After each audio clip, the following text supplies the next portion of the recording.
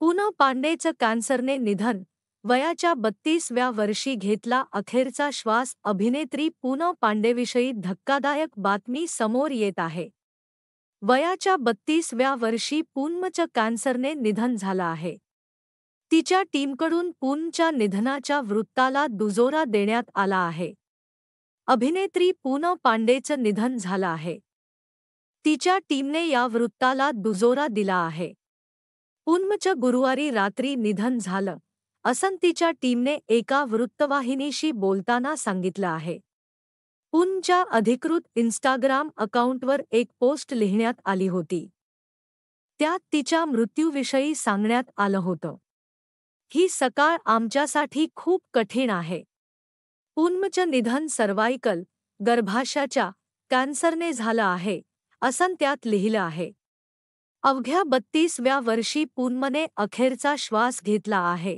पूनम पांडे ही प्रसिद्ध मॉडेल होती.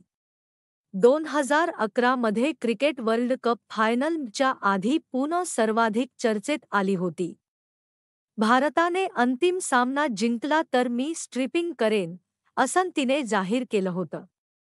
तिच्या या व्हिडिओची त्यावेळी सर्वाधिक चर्चा झाली होती. पूनमच्या कामाबद्दल बोलायचं झाल्यास ती कंगना रनौतच्या लॉक अप या रियालिटी शोमध्ये झळकली होती. पूनमने 2013 मध्ये नशा या चित्रपटातून बॉलिवूडमध्ये पदार्पण केलं.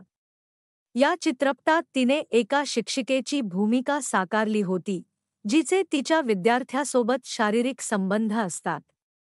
या चित्रपटानंतरचा काळ खूप कठीण असल्याचं सांगत पूनम लॉक अप या शोमध्ये म्हणाली होती, त्या चित्रपटानंतर मला ज्या काही ऑफर्स येत होत्या ते मी घेऊ नये असं अनेक लोक सांगू लागले.